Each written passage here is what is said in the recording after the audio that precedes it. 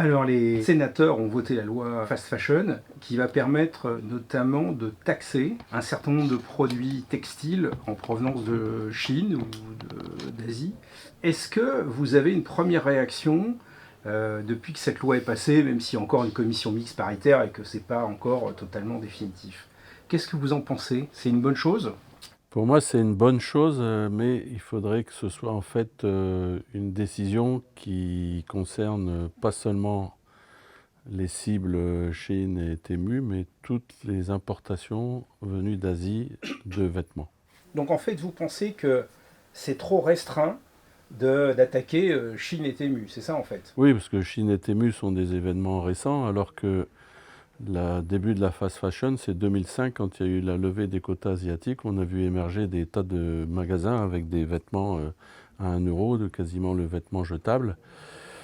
Ça plaît au consommateur qui peut, pour le même prix, acheter beaucoup plus de vêtements, mais ça entraîne les effets qu'on a aujourd'hui, c'est-à-dire une surconsommation de vêtements qui n'est pas forcément nécessaire pour se rhabiller et qui génère des montagnes de déchets inutiles et qui en plus vient de produits qui sont faits dans des conditions qui ne respectent pas la concurrence avec les fabricants français. Ça va plutôt dans le bon sens, c'est-à-dire qu'il faut qu'on se protège d'un textile du bout du monde qui est fait avec des normes sociales et environnementales qui ne sont pas du tout à la mesure de ce qu'on fait chez nous en Europe, on est d'accord? Qui crée une concurrence déloyale, on est d'accord.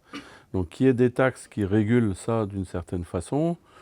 Peut-être les gens, au lieu d'acheter 4 ou 5 vêtements, étant donné que les prix vont monter à cause des taxes, ils pourront en acheter que 2 ou 3. Mais s'ils sont réduits déjà de 20 ou 30 ou 40% à la consommation de vêtements, ce serait intéressant. Et si on peut le faire en agissant sur les taxes et les prix, moi j'y vois pas d'inconvénient. Donc en fait, votre première action, c'est de me dire, ça va dans le bon sens, mais ce serait dommage de ne cibler que les deux grandes enseignes chinoises qui ont été beaucoup citées, Chine et Temu. Pourquoi est-ce que vous pensez qu'il faudrait cibler d'autres acteurs que ces deux-là? Tout simplement parce que Chine et Temu, ils profitent quand même d'un système qui a été mis en place par les autres. Les autres, ils ont arrêté de fabriquer en France depuis plusieurs décennies, et ça fait longtemps qu'ils utilisent les bas prix en Asie et avec les mêmes contraintes et les mêmes dérives qu'il peut y avoir sur la fabrication. Et c'est un système qui se retourne aujourd'hui contre eux parce que Chine et Temu, étant donné qu'ils agissent par le e-commerce, ils n'ont pas les frais que les autres ont, mais c'est la même erreur. C'est la même erreur qui se perpétue à travers le e-commerce chinois. C'est une erreur parce que vous dites que c'est un désastre écologique de produire autant de vêtements? Une surconsommation qui n'a aucun intérêt, qui crée donc sur le plan écologique et environnemental, enfin sur le plan environnemental c'est désastreux, et puis ça n'a aucun intérêt. Passer de 2 ou 3 collections par an à 2 collections tous les mois, ça n'a aucun sens, il n'y a aucun intérêt. Mais alors, il y a quand même des jeunes générations qui aiment bien la mode et qui aiment bien s'habiller de manière chic, élégante ou Oui, sympa. tout à fait. Ben, s'ils le font avec 2 vêtements au lieu de 4, ça devrait quand même fonctionner. Il faudrait restreindre ou un quota de vêtements, c'est ça que vous proposez? C'est agir par le prix, puisque une taxe veut dire automatiquement un prix de vente qui va être supérieur. Si les gens savent dépenser entre 5 et 10 euros pour avoir 4 vêtements, ils mettront entre 5 et 10 euros pour en avoir 2 ou 3, mais il n'y aura plus le gaspillage qui est actuellement. Enfin, les études démontrent que parmi tout ce qui est acheté, il n'y en a peut-être pas la moitié qui est porté. Quel est l'intérêt de mettre sur le marché des produits qui ne sont même pas portés et qui génèrent des déchets difficilement résorbables? Ce qu'on reproche aussi à Chine et Temu, notamment, peut-être à d'autres acteurs, hein, vous connaissez mieux le textile que moi, c'est que ce serait du textile de mauvaise qualité. Qu'est-ce que vous pouvez nous en dire, vous qui voyez ici au relais arriver des tas de textiles usagés ou seconde main? Est-ce que cette fast fashion, ça veut dire textile dégradé ou de mauvaise qualité? Je ne sais pas ce que les gens disent à travers mauvaise qualité. Nous, ce qu'on constate, c'est qu'il y a une amélioration, puisqu'on récupère, nous. On récupère ce que les gens ont acheté, dont ils se débarrassent. Et on voit quand même que la qualité des vêtements cités augmente plutôt qu'elle ne baisse. Elle était très basse et elle commence à augmenter. C'est-à-dire que Ces établissements ont compris qu'ils devaient faire de la qualité. Ils sont en train de gagner en gamme au niveau qualité. Donc ils vont finir d'achever tous les autres. Vous parlez de Chine et Temu. Oui. Donc finalement, il vaut mieux mettre des barrières, sinon ils vont détruire tout le monde. Tout à fait. Ça veut dire que si on ne fait rien, dans 10 ans ou dans 15 ans, le marchand de vêtements, c'est Monsieur Chine. C'est voilà, ça exactement. C'est ça? Oui. Et il domine la planète textile. Ouais. Et éventuellement ceux qui vendent du vêtement d'occasion aussi, Ouais. qui peuvent se défendre. La loi prévoit une taxe pour ces acteurs. Cette taxe, elle pourrait bénéficier à la filière de recyclage du textile français. Il y a plusieurs dizaines de millions d'euros par an qui tombent dans l'escarcelle de la filière.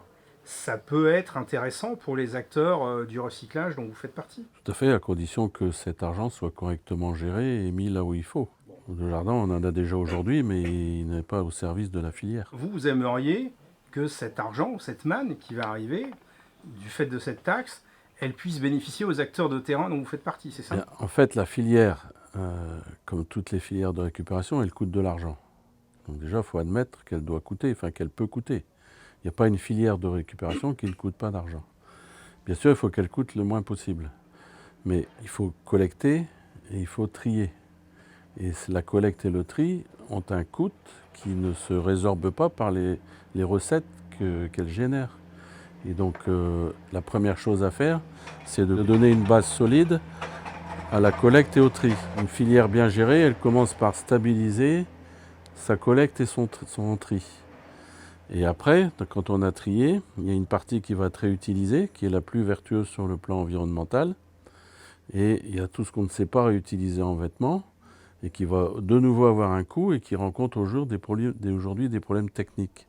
Donc cet argent, s'il peut servir à lever certaines barrières techniques pour le recyclage, c'est très bien. Puisque vous êtes l'un de ces acteurs, le relais, ma question c'est combien est-ce que vous collectez de tonnes de vêtements chaque année en France à peu près? Donc la profession en France de la récupération textile, elle collecte 300 000 tonnes par an, alors que l'objectif fixé par le gouvernement, c'est 400 à 440 000 tonnes. Donc, vous n'êtes pas bon dans votre mission, c'est ça?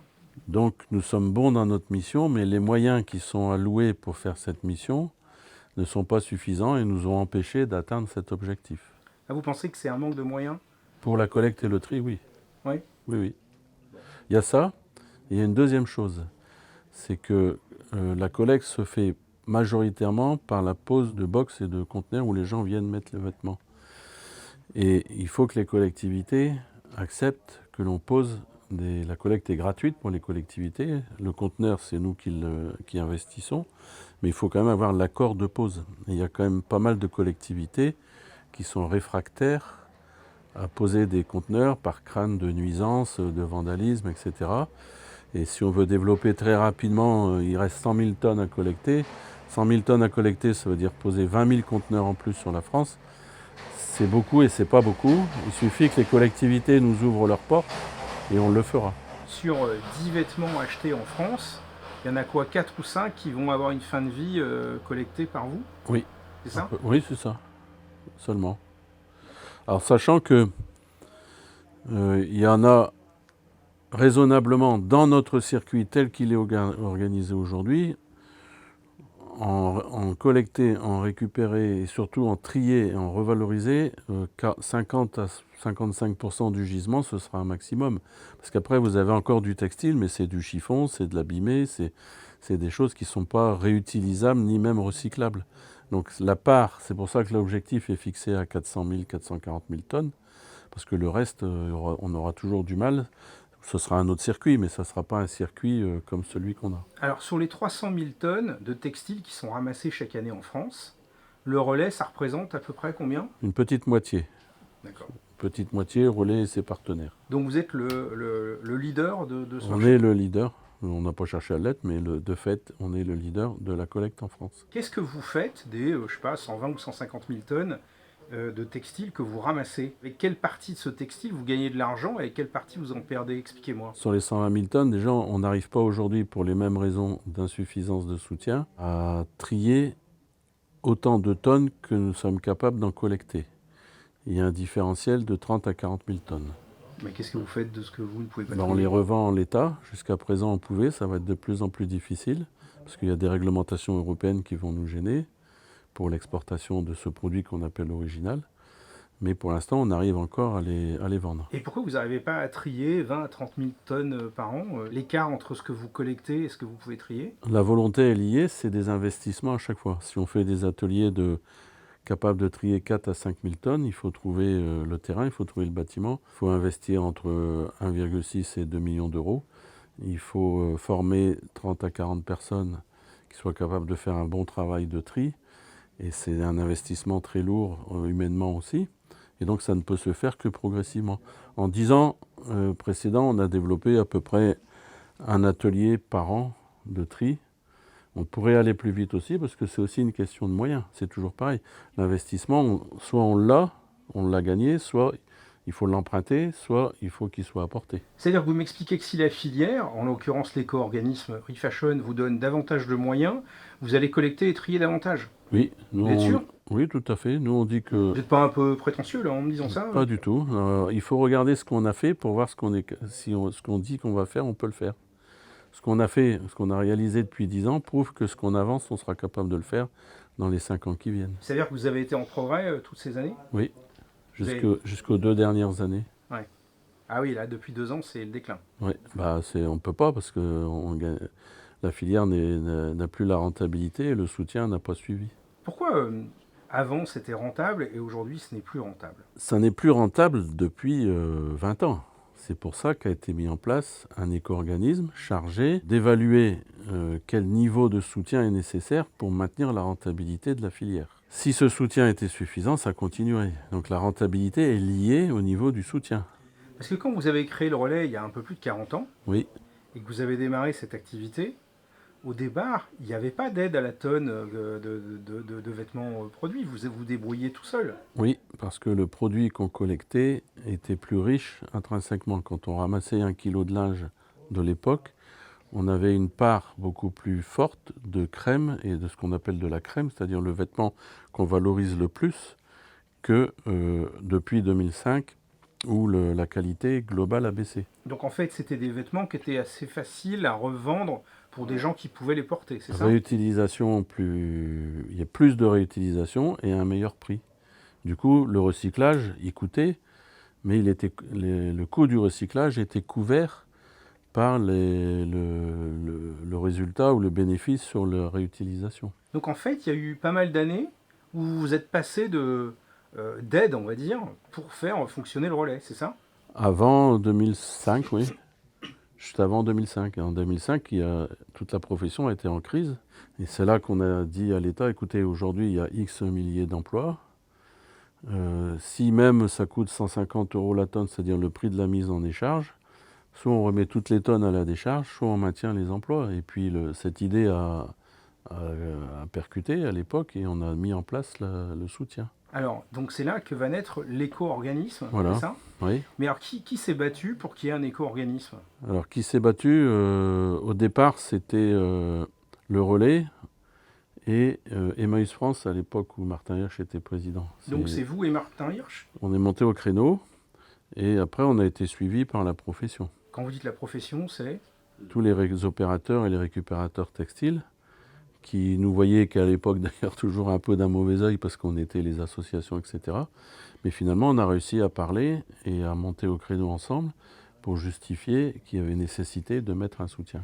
Et donc sa fonction à cet éco-organisme, c'est de vous aider? Oui, c'est un éco-organisme principalement financier, à la différence des autres éco-organismes qui sont opérationnels. C'est-à-dire que les organismes opérationnels doivent faire eux-mêmes la collecte et le tri, l'organiser, alors que nous, comme on était déjà organisés, son rôle, c'est de financièrement accompagner à un niveau suffisant pour que ça puisse continuer.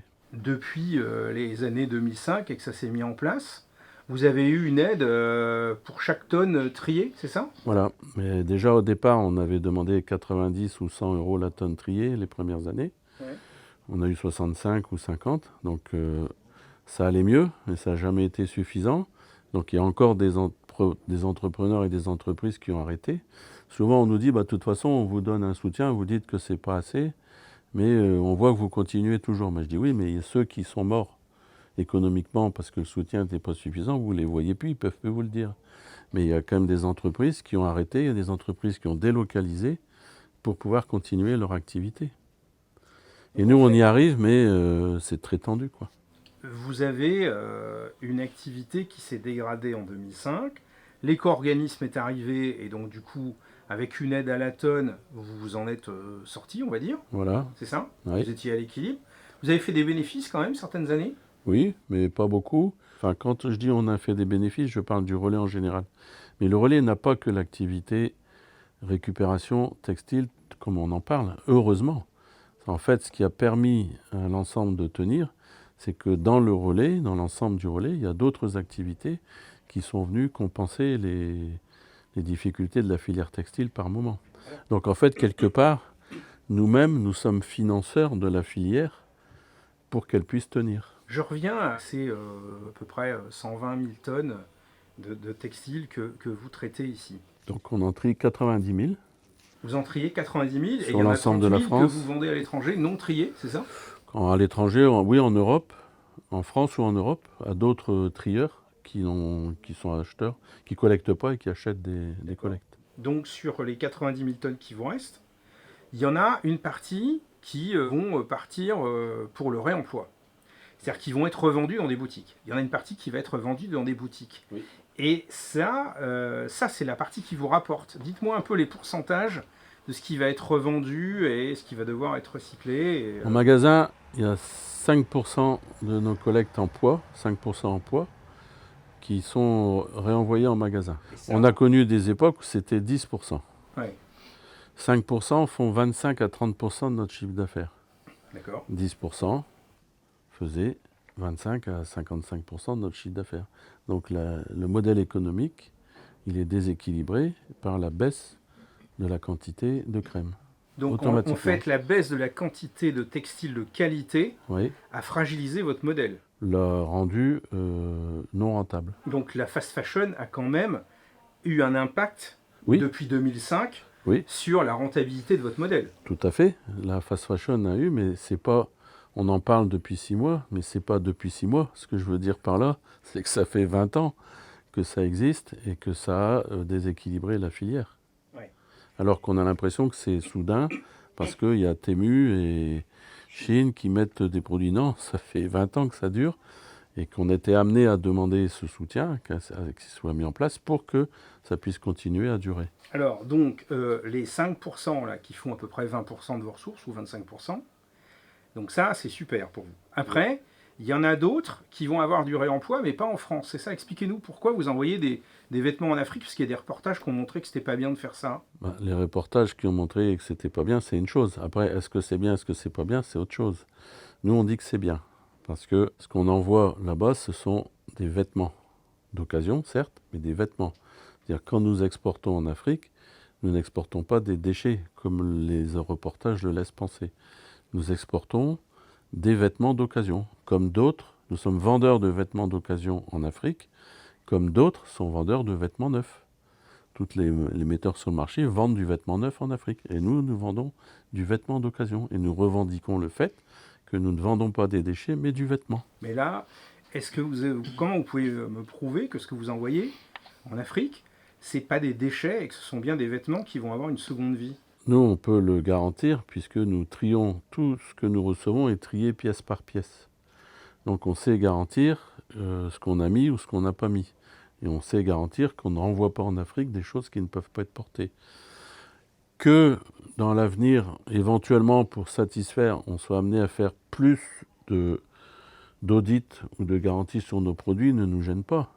Ça, c'est le premier point. Nous, on est d'accord pour que il y ait des systèmes d'audit qui soient mis en place, parce qu'il y en a qui exagèrent et qui effectivement envoient des déchets, et ça pénalise toute la filière, et c'est injuste. Donc nous, on veut bien avoir un système de traçabilité qui fasse qu'on puisse garantir qu'on envoie bien des vêtements. Par contre, ce qui n'est pas apparu, ce qui n'apparaît dans aucun montage, c'est tout le bénéfice économique et social que la friperie peut apporter en Afrique. Parce que si on arrête la friperie du jour au lendemain en Afrique, c'est des centaines de milliers, c'est pas des millions d'emplois qui sont supprimés en Afrique. premièrement. Deuxièmement, c'est une possibilité pour les Africains de se racheter, de se rhabiller correctement à pas cher. Ils pourront toujours le faire avec du vêtement asiatique de basse qualité et de bas prix. Mais aujourd'hui, s'ils continuent à nous acheter du vêtement, c'est parce que la qualité de la friperie est supérieure à la qualité du vêtement neuf venu d'Asie aujourd'hui. Donc tant qu'on aura des critères qualité adaptés aux attentes des pays africains, il y aura un marché et on pourra vendre. Pourquoi le supprimer? Ça n'a aucun intérêt quand on voit l'impact économique et social. Pour ce qui concerne le relais plus particulièrement, nous avons démarré dans 3 pays le tri par nous-mêmes. C'est-à-dire on envoie une marchandise avec des vêtements préparés qui nécessitent encore un tri supplémentaire par catégorie.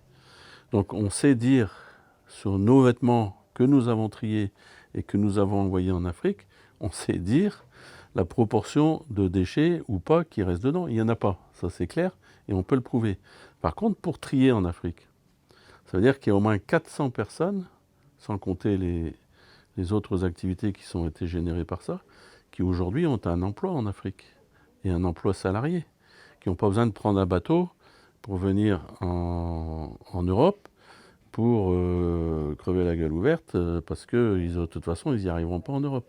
Donc ça a un impact, même sur, on parle d'immigration, ça s'appelle le développement. La façon de sortir l'Afrique des problèmes et de sortir des problèmes d'immigration, c'est de créer de l'emploi en Afrique. La friperie crée de l'emploi en Afrique.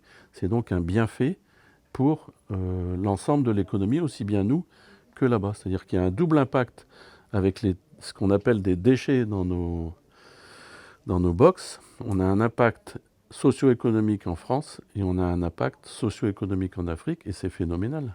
Mais vous avez quand même remarqué comme moi qu'on vous attaque aujourd'hui sur le fait que vous vendiez des vêtements de seconde main que certains appellent déchets aux Africains. On vend des vêtements de seconde main aux Africains, oui. Pas des déchets, vous dites? Non. Pourquoi alors est-ce que c'est interprété comme tel, comme étant des déchets? Et pourquoi est-ce qu'on vous attaque là-dessus? Il faut le demander à ceux qui sont à l'origine des émissions. C'est de la fausse information, c'est de la désinformation. Alors, il y a notamment eu une émission d'Hugo Clément, je crois. C'est de la désinformation, ça ne résiste pas à l'analyse, même si les médias là-dessus se sont appuyés là-dessus pour sortir des analyses qui sont fausses. Pourquoi vous dites que c'est faux et que ça ne résiste pas à l'analyse? C'est-à-dire que notre métier, qui est un métier de vendeur de vêtements d'occasion, est présenté par cette émission comme un métier de gens qui se débarrassent des vêtements. Nous, on ne se débarrasse pas de vêtements. Si on va plus loin, le problème du déchet textile en Afrique, il est entier. Il ne vient pas de nous, mais il est entier. Parce que en Afrique, si on veut se rhabiller, vu le pouvoir d'achat, il faut pouvoir trouver du vêtement pas cher, neuf ou d'occasion. Mais une fois que ce vêtement a été porté 1 fois, 2 fois, 10 fois, 3 fois, 10 fois, il devient bien un déchet, et ça c'est incontestable. Mais qu'il provienne d'un vêtement d'occasion ou qu'il provienne d'un vêtement neuf, c'est un déchet. Mais ce n'est pas le fait qu'il soit neuf ou d'occasion au départ, ça devient un déchet. Et dans la plupart des pays africains, il n'y a pas le traitement des déchets adéquat par rapport à la consommation et la consommation de la population. Donc il n'y a pas de traitement des déchets en Afrique, mais les gens vont dire dans ces conditions, c'est un peu criminel d'envoyer des futurs déchets. Voilà, donc il ne faut pas que les gens se rhabillent en Afrique, parce qu'il faut bien qu'ils aient des vêtements. Donc le problème, c'est pas de leur dire vous n'achetez plus de vêtements parce que le meilleur déchet c'est celui qu'on ne crée pas. C'est peut-être continuer à envoyer de la qualité pour avoir moins de déchets là-bas et en plus mettre en place, les aider, enfin concourir à mettre en place du traitement des déchets textiles là-bas. Et ça, c'est faisable. Alors, ce que vous envoyez en Afrique, ce que vous vendez en Afrique, ça représente quel pourcentage de vos revenus, ça? Alors, en pourcentage d'abord en poids, c'est 35 à 40%. Oui, donc quand même, 35 à 40% de ce qui est collecté partait à l'export. Part à l'export. Part toujours. Mais alors en fait, le problème que vous avez, c'est que, si j'ai bien compris, c'est qu'en Afrique maintenant, du fait notamment, mais peut-être pas seulement, de la concurrence des textiles chinois et de la fast fashion. Vous avez des produits neufs qui sont moins chers. Et donc, en fait, vous avez vos tarifs qui ont baissé, c'est bien ça? C'est pas à cause des produits neufs, ça peut jouer, mais c'est pas ça. Depuis 2024, si les prix ont baissé, c'est pas à cause de la concurrence asiatique, ça joue. Les Chinois arrivent à mettre même de la friperie d'occasion aussi sur les marchés à des prix inférieurs aux nôtres. L'origine de la baisse des prix est tout simplement la baisse du pouvoir d'achat en Afrique. Il y a un effondrement de la baisse du pouvoir d'achat en Afrique compte tenu de la conjoncture internationale. Il y a les matières premières, toutes, qui sont les ressources principales des pays africains, sont toutes à la baisse. Le dollar, il est à la baisse, et tout est payé en dollars. Et donc l'argent n'arrive plus suffisamment en Afrique. Et il y a le ruissellement sur l'habitant en Afrique, fait qu'ils n'ont plus d'argent. Donc ils veulent bien acheter parce qu'ils ont besoin. Il y a un marché. Mais ils peuvent acheter qu'à un certain prix. Et donc si on veut vendre, on doit baisser les prix. Ça veut dire qu'une tonne de vêtements que vous envoyez en Afrique, vous la vendiez combien avant et combien maintenant? On la vend 20 à 30% moins cher qu'il y a 2 ans. C'est énorme. Et ça a été soudain. On a toujours des variations, mais qui varient, on va dire, de 10 à 15% en plus ou en moins, et qu'on arrive à réguler Mais quand on est dans du 20 ou 30%, on fait pas ça de marge, quoi. On n'a pas cette marge-là disponible pour baisser les prix et continuer à survivre. Depuis 2 ans qu'il y a ce problème, vous perdez de l'argent? Depuis, oui, 2 ans. C'est la deuxième année. Depuis 2024, nous avons été obligés de puiser dans nos réserves. Donc on a des réserves qui représentent 2 à 3 mois de salaire pour la période qui va rebaisser, puisqu'il y en a toujours, c'est toujours cyclique. Mais là, la brutalité est telle que nos réserves ont fondu l'année dernière. Et vous n'avez plus de réserve? Non.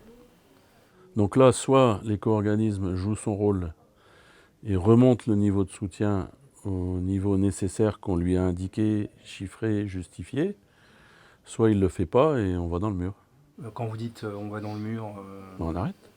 vous arrêtez? On ne pourra pas. On ne peut pas continuer économiquement. Tout ce qu'on peut faire, on l'a fait.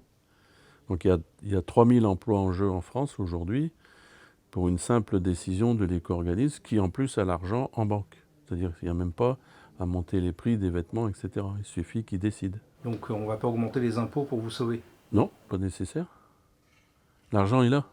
Donc en fait, vous dialoguez, j'imagine, avec l'éco-organisme pour avoir une aide supplémentaire, c'est ça? Le dialogue avec l'éco-organisme est compliqué parce qu'il ne veut pas dialoguer. Donc nous, on dialogue avec les pouvoirs publics, avec les ministères, pour avoir gain de cause. Et donc, vous réclamez une aide à la tonne qui soit supérieure? Oui, on demande 100 € la tonne de plus que ce que l'on a de prévu. Parce que actuellement, pour équilibrer, parce qu'on a parlé de vos ressources avec la vente des vêtements dans les boutiques et puis la vente des vêtements à l'export, et dans vos autres ressources, il y a une aide à la tonne fournie par l'éco-organisme, c'est ça? Voilà, une aide à la tonne qui est pour 2026 de 156 € la tonne, alors que nous en demandons 250. À savoir que, pour le consommateur, il faut savoir ce que ça représente. Est-ce qu'il va acheter son vêtement plus cher à cause de ça? Déjà, on dit non, puisque l'argent est en banque. Il n'y a pas besoin de prélever plus. Mais même s'il fallait, ça représente combien par rapport aux 3,3 milliards d'articles mis sur le marché? Ça représente 0,8 centimes d'euros, ce que nous demandons. 0,8 centimes d'euros. Même pas un centime? Même pas un centime d'euro. 0,8 centimes d'euros. C'est-à-dire qu'on demanderait au consommateur qui prendrait conscience des enjeux, s'il acceptait de chaque fois qu'il vendait un vêtement, qu'il achetait un vêtement, de mettre 10 centimes dans une petite boîte pour ça, je suis sûr qu'il dirait oui. Mais là, c'est même pas 10 centimes, c'est 1 centime. Et là, c'est même pas 10 centimes, c'est 1. Mais 1, il n'y a plus de pièce de 1 centime. Donc, il faudrait demander au moins 5 ou 10 centimes. Sinon, il ne va jamais avoir la pièce d'1 centime. Donc, il faut demander 10 centimes. Et il serait d'accord. 1 centime par vêtement acheté, ça vous sauverait? Oui. C'est vrai? Même pas 1 centime. 1 centime de plus qu'aujourd'hui. En tout, aujourd'hui, on a 0,8 centimes. On demande 1,6. Si j'achète un t-shirt à 19,99 €, il faudrait qu'il soit vendu 20 € et avec 1 centime pour vous, pour la fille. Oui, c'est ça. Ouais. Oui. Et ça serait bon pour vous? Oui. D'accord. On ne demande pas... Quand on parle de 150 € la tonne, ça paraît beaucoup. Quand on parle de 250 € par rapport à le ramener à l'article, c'est rien du tout, mais ça a un impact social et économique et écologique phénoménal. Alors, pourquoi vous dites que vous avez un impact écologique? Qu'est-ce que vous faites de positif pour l'écologie? Parce que il est prouvé par les études, par des études sérieuses, que la filière textile est une filière qui absorbe énormément de carbone et par le fait qu'elle prolonge la durée de vie du vêtement. Le fait de ne pas devoir refabriquer un vêtement, mais de prolonger la vie de certains vêtements, a un impact écologique phénoménal. Donc ça veut dire que plus on achète des vêtements de seconde main, moins on achète de vêtements neufs par définition, et donc moins on ne pompe les ressources de la planète. C'est ça que vous voulez dire? Plus on fait de l'occasion, plus on préserve la planète. Plus on achète de l'occasion, plus on préserve la planète. Mais pour acheter de l'occasion, il faut avoir un produit qui le mérite. Donc il faut Donc une pour avoir de qualité. l'occasion, soit il y a des systèmes comme Vinted où les Oui. gens vendent directement leurs vêtements d'occasion, Voilà. soit il y a un système comme le vôtre, Oui, et il faut donc des gens qui fassent ce travail de collecte et de tri. voilà. Et c'est ça qui, selon vous, légitime une aide de la filière, parce que c'est une action qui vous paraît aller dans l'intérêt général. Ça va dans l'intérêt général et en plus, ça n'est pas normal. On a l'impression quelquefois qu'on est une filière qui coûte ou qui... Mais si vous prenez toutes les filières de récupération, que ce soit l'emballage, que ce soit les D3E, les produits électriques, toutes les filières, si on veut revaloriser des déchets, il y a un coût. Le coût des filières, il tourne en général entre 450 et 500 € la tonne. Nous, on coûte la moitié parce que on arrive à valoriser les vêtements une deuxième fois. Du coup, on coûte moins cher. On arrive à payer nous-mêmes le recyclage. Donc, c'est extrêmement intéressant comme filière. Justement, ce qui part en recyclage, vous faites aussi du recyclage. Vous ne vendez pas que des vêtements qui vont être reportés. Il y a un certain nombre de vêtements que vous dites, je ne sais pas pour quelle raison d'ailleurs, vous allez m'expliquer, vous dites on ne va pas réussir à les revendre, c'est ça? Oui, donc le tri que nous faisons vise à la réutilisation en France ou à l'étranger. Mais il y a des produits qu'on ne peut pas se permettre de revendre à l'étranger en vêtements. Pourquoi? Soit parce qu'ils ne sont pas en bon état, soit parce qu'ils ne sont pas adaptés au pays. Vendre des pulls au Burkina Faso, c'est compliqué. Donc il faut que les produits soient adaptés à la demande. Donc tout ce qui n'est pas adapté et pour lesquels il n'y a pas de marché, il faut bien faire quelque chose. Donc nous nous intéressons à ce moment-là non plus aux vêtements, mais à la fibre qui constitue le vêtement. Et on essaye avec cette fibre de faire quelque chose. Mais ça a un coût aussi. Donc ça, c'est ce qu'on appelle le recyclage du textile. Ouais. Et ça, c'est ce que la filière voudrait développer aujourd'hui. La filière, quand je dis la filière, c'est disons que les metteurs sur le marché au travers de l'éco-organisme, leur obsession, c'est de dire on doit arrêter tout ce qui est réemploi, tout ça, on doit tout recycler. Je dirais à la limite, pourquoi pas? Mais pour faire quoi? Quel produit? À quel prix? Et qui paye? Alors pour l'instant, qui fait du recyclage en France? Nous, il n'y a que nous. Aujourd'hui, vous pouvez chercher des recycleurs, quand je dis du recyclage, de vêtements d'occasion. Oui. Parce que du recyclage, il y en a. Du recyclage de polyester, il y en a. Mais du recyclage de vêtements d'occasion, à part Le Relais, j'en connais qu'un. Donc il y a Le Relais qui fait du recyclage de fibres coton et qui en fabrique une partie des filochés pour l'industrie automobile et une autre partie pour faire de l'isolant pour le bâtiment. Donc en fait, depuis combien de temps vous faites ce recyclage? Depuis 20 ans. Et ça marche? On consomme 8000 tonnes par an à peu près des produits qu'on a en recyclage, en coton. On a une capacité de 15 000 et en gisement, on peut aller aussi à 10-12 000 tonnes par an. Mais donc en fait, vous êtes en sous-capacité là. C'est-à-dire que, en gros, vous pourriez produire plus de produits recyclés que vous n'en faites actuellement. Oui. Et pourquoi vous en faites pas plus? Parce qu'il n'y a pas de débouchés. Parce qu'il faut trouver les débouchés. C'est pas le tout d'effilocher, de faire un vêtement effiloché, de reprendre la fibre. Il faut que cette fibre, elle ait une utilisation. C'est pourquoi? Parce qu'en fait, vous n'arrivez pas à sortir un effiloché qui soit à un prix compétitif ou... Ça peut être une explication, c'est-à-dire les deux grandes orientations, c'est l'industrie automobile, qui est consommatrice de ces types de fibres, et puis l'isolation. Donc l'industrie automobile, probablement que si on vendait beaucoup moins cher, elle pourrait consommer plus. Mais ça ne peut pas être 5 ou 10%. Si on fait 10% de rabais sur nos prix aujourd'hui, on ne va pas vendre plus. Il faut vraiment un pas très important. On est dans les 40 ou 50%. Et donc, c'est peut-être pour ça que la filière voudrait enfin, c'est peut-être pour ça que l'éco-organisme aimerait qu'il y a une vraie stratégie industrielle du recyclage qui se mette en place en France. Ben, moi, je suis d'accord. Il faut simplement la définir, la stratégie industrielle. Aujourd'hui, il n'y en a pas. Ils disent qu'il en faudrait une, ils disent qu'il faudrait faire, mais il n'y a rien de défini. Donc nous, demain, si on nous dit il y a telle unité de recyclage qui démarre et qui va consommer ceci, cela, nous, on est d'accord de la livrer, c'est pas un problème. Mais aujourd'hui, il n'y a pas le marché. Donc, et là, ce n'est pas une difficulté technique.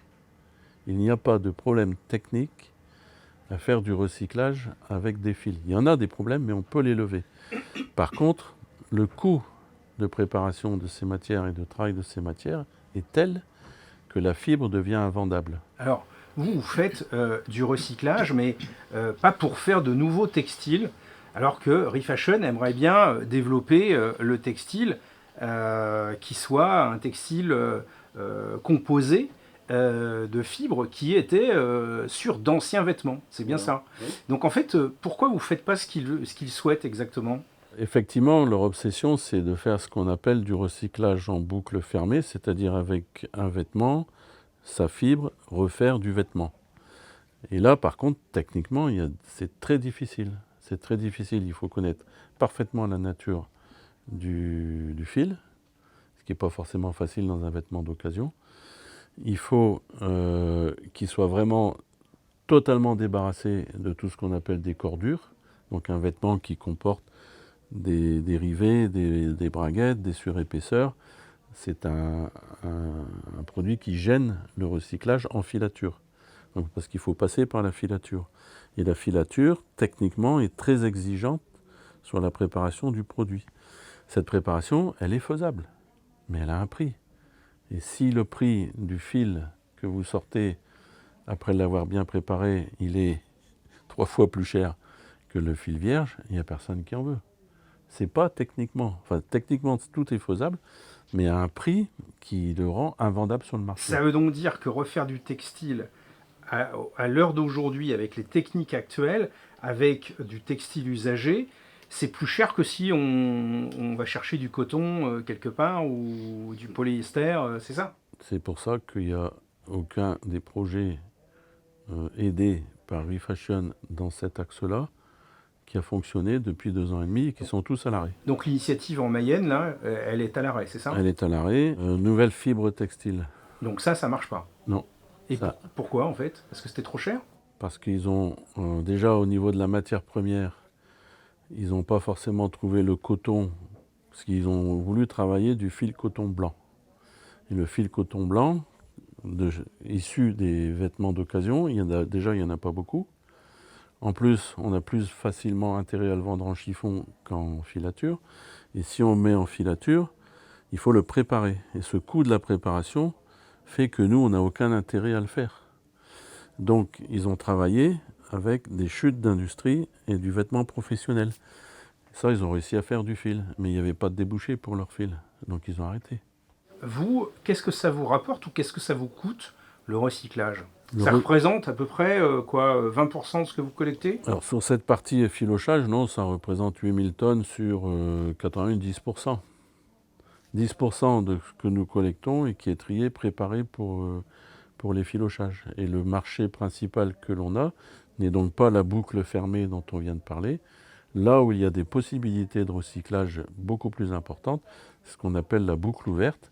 Donc au lieu de refaire avec une fibre, de refaire un vêtement, on fait un isolant, on fait un paillage, on fait un tapis, des couvertures, on fait des tas de choses, mais qui ne sont pas du vêtement. Mais du coup, est-ce que c'est rentable, c'est ça ma question, ou est-ce que c'est économiquement, ça tient, ou est-ce que ça ne peut marcher qu'avec des primes, ça aussi? Alors aujourd'hui, ça n'est pas suffisamment rentable, donc nous on perd de l'argent avec cette activité de recyclage. On la maintient parce que c'est un passage obligé pour faire du recyclage textile, donc on le maintient contre vents et marées, mais c'est une activité qui peut être soutenue soit par en aidant l'opérateur de tri à trouver des solutions d'effilochage, soit en aidant directement les filocheurs ou l'utilisateur d'un nouveau produit, ou la fabricant d'un nouveau produit. C'est des évolutions qui peuvent se faire dans les futurs agréments. C'est de prendre en compte qu'on peut faire du recyclage, mais qu'il a aussi un coût. Mais quand vous mettez un vêtement, quand il n'y a plus d'autre solution, vous le mettez en ce qu'on appelle CSR. Donc c'est des entreprises, combustibles solides de récupération, qui prennent des déchets divers, du textile, du bois, qui broient tout ça et qui en font un granulé qui sert pour alimenter les cimenteries en combustible. Mais les cimenteries, elles se font payer pour prendre ce combustible. Donc l'entreprise qui fait du CSR, elle se fait payer pour éliminer les produits qu'on lui envoie. Elle ne l'achète pas, c'est nous qui payons l'entreprise. On peut imaginer qu'un effilocheur soit aussi une filière type CSR. C'est-à-dire qu'un trieur qui veut se débarrasser, entre guillemets, de sa marchandise vers un effilocheur, eh bien, est à payer l'effilocheur. Mais du coup, ça veut dire que le coût net du trieur, qui aujourd'hui peut-être se débarrasse de la marchandise à 0 ou à 10 ou 20 euros la tonne, cette fois-ci, il va devoir payer. Donc le coût du tri va monter, donc va nécessiter un soutien du tri supplémentaire. Donc c'est à choisir où on met l'argent pour que la filière fonctionne. Bon, mais alors, vous, au relais, vous avez des difficultés, vous ne les cachez pas. Non. Les autres qui font les mêmes métiers que vous, en France et ailleurs en Europe, pareil. Ils ont les mêmes problèmes que vous? Ils ont les mêmes problèmes. Alors, il n'y en a pas un qui est plus malin que les autres et qui arrive à trouver une solution pour s'en sortir. Il y en a qui disent qu'ils sont plus malins, mais ils le disent de moins en moins. Donc on est à peu près tous d'accord, y compris dans les pays nord-européens. Parce que jusqu'à encore aujourd'hui, ça commence à changer, mais tous les pays anglo-saxons, l'Angleterre, l'Allemagne, la Hollande, la Belgique flamande, ils ont une collecte d'original qui est beaucoup plus riche que la collecte française. Question de comportement de consommateur, etc. Donc on récupère un produit qui est plus riche que le nôtre. Ils n'avaient pas besoin de soutien jusqu'à 2024. Et là, ils demandent un soutien eux aussi. Et ils rigolaient quand les Français demandaient des soutiens. Depuis 2024, avec tout ce qui s'est passé, ils courent pour mettre en place un soutien. Et la réponse, par exemple aux Pays-Bas, elle est de prendre le taureau par les cornes. C'est-à-dire que depuis janvier 2025, celui qui collecte en Hollande, il a 100 euros la tonne. Celui qui trie en Hollande, il a 400 euros la tonne. 310 euros la tonne. Et s'il réincorpore de la fibre en boucle fermée, la fibre, elle a 200 euros la tonne. Bon, partez aux Pays-Bas alors. C'est-à-dire que si on avait l'aide des Pays-Bas, on n'en demande pas tant. Mais si on avait l'aide des Pays-Bas, on n'entendrait même pas parler de nous. Ce que met en place les Pays-Bas avec un produit plus cher, ça veut dire qu'il y a une conscience politique de la nécessité de maintenir la filière qui a amené à prendre ces décisions-là. Alors qu'en France, pour l'instant, on ne l'a pas. Et pourquoi c'est important de maintenir votre filière? C'est comme toutes les filières. Les filières, elles sont mises en place pour éviter de mettre tout à l'ordure ménagère, pour faire des incinérateurs, pour faire de l'enfouissement. Donc 300 000 tonnes de déchets en moins dans les poubelles, c'est écologiquement correct. Après, si ça coûtait 1 000 euros la tonne, on pourrait se poser des questions. Même si ça coûtait, mais jusqu'à même 500 euros la tonne, c'est le prix d'une filière. Et on n'est qu'à 250 euros la tonne aujourd'hui. Donc on n'est pas cher. Il y a 3 000 emplois qui sont en jeu. Alors, 3 000 emplois, c'est le relais? C'est l'ensemble de la profession. 2 000 le relais, 3 000 l'ensemble de la profession. Et économiquement, on n'est pas cher. Donc je ne comprends pas pourquoi aujourd'hui on est obligé de se battre pour avoir le soutien nécessaire. Alors, ça fait 40 ans que vous faites tout ça. Pourquoi vous avez créé le relais en fait? Pourquoi vous avez fait tout ça? C'est pas parce que vous vous intéressiez au textile? Non, pas du tout. On a tout découvert au fur et à mesure. Les premières fois, on a fait de la collecte, on vendait à des grossistes et on ne savait même pas ce qu'ils faisaient. Mais qu'est-ce qui fait qu'un jour vous avez dit tiens, je vais créer le relais? Non, expliquez-moi. Parce que moi, je suis ingénieur de formation, j'ai travaillé dans une entreprise et mon boulot, c'était ingénieur entretien travaux neufs. Moi, j'aime bien les travaux neufs, donc on propose à nos chefs des investissements qui vont être rentables. Et comme ça, on a des chances d'avoir les budgets pour les faire. Celui qui est rentable, c'est celui qui supprime le plus d'emplois. Parce que le temps de retour, sur tous les emplois supprimés, le temps de retour de l'investissement, il est très rapide. Donc je faisais ça. Puis après, je passais la porte de l'usine. Puis le soir, j'allais dans les communautés Emmaüs où j'avais un engagement. Et je voyais des jeunes au chômage qui arrivaient. Donc je dis, bon là, je suis en train de détruire de l'emploi. Et là, je suis en train de récupérer les dégâts de ce que je fais. C'est pas logique. Donc j'ai fait le pas, j'ai dit, bon, on va aller voir du côté d'Emmaüs s'il n'y a pas moyen de créer de l'emploi. Et donc ça a donné naissance, et ici, à la communauté de Brouet, la démarche de dire, plutôt que d'ouvrir sans arrêt des communautés Emmaüs, ce qui est nécessaire pour pas que les gens y restent à la rue, on va aussi voir s'il n'y a pas moyen de créer des emplois adaptés aux personnes en situation difficile ou d'exclusion pour qu'ils aient un emploi et qu'ils n'aient même pas besoin de venir à Emmaüs parce qu'ils pourront s'assumer avec leur salaire. Donc on a créé de l'emploi comme ça. Et il se trouve que la partie textile, qui était délaissée même dans les communautés Emmaüs, personne s'y intéressait. Et on s'y est intéressé, et on a découvert le métier du fripier textile, et on a avancé, on a créé nos propres marchés, et après on s'est dit, qu'est-ce qu'on fait avec ce qu'on sait par vendre en vêtements? Donc on a créé l'isolant, et puis on a repris une activité d'effilochage qui existait, parce qu'on sait qu'on est obligé de passer par là. Et voilà pourquoi on en est là aujourd'hui. Et donc, vous avez créé combien d'emplois? 2000. C'est des vrais salariés? Enfin, je veux dire... C'est quoi des vrais et des faux salariés? Non, mais je sais pas, c'est... Les vrais salariés... C'est des gens qui ont une fiche de paye comme vous? Oui, bien sûr, c'est des salariés en général au SMIC, au SMIC, dont sur 2000, il y en a 500 qui sont ce qu'on appelle en contrat d'insertion, donc des gens qui sont repérés très éloignés de l'emploi, qui bénéficient d'un contrat à durée déterminée qui peut aller jusqu'à 2 ans, et pour lequel l'État, sous réserve d'un accompagnement social et professionnel, verse un soutien de 10 000 € par an, pendant 2 ans. Vous êtes fier d'avoir fait tout ça?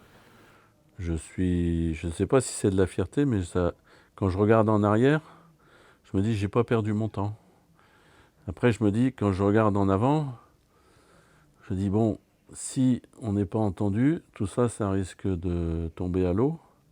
Donc je me rassure en disant, ce qui a été fait, ça on ne peut pas me l'enlever. Ce que j'espère, c'est que ceux qui sont engagés dans l'aventure aujourd'hui, on aura les moyens que ça puisse durer et perdurer. Il y a plein de gens qui sont engagés, il y a plein de responsables dans les relais qui ont suivi cette dynamique-là. On est en coopérative, on est des entreprises particulières, des entreprises à but social. Il y a un enjeu sociétal dans notre aventure. On est une aventure unique même dans le monde des coopératives. Et donc j'espère que ça pourra durer, mais le nerf de la guerre, c'est quand même la possibilité économique de le faire. C'est pas du bluff quand vous dites que vous êtes tout près du mur, là? 3 mois. Vous pouvez tenir 3 mois? Ouais. Et si jamais vous n'obtenez pas l'aide que vous demandez, vous pouvez plus payer les gens en 3 mois? Ouais. Bon, j'espère que vous dormez bien. Non. Non? Surtout à partir du 15 du mois en général. Ouais. Voilà. Merci Pierre.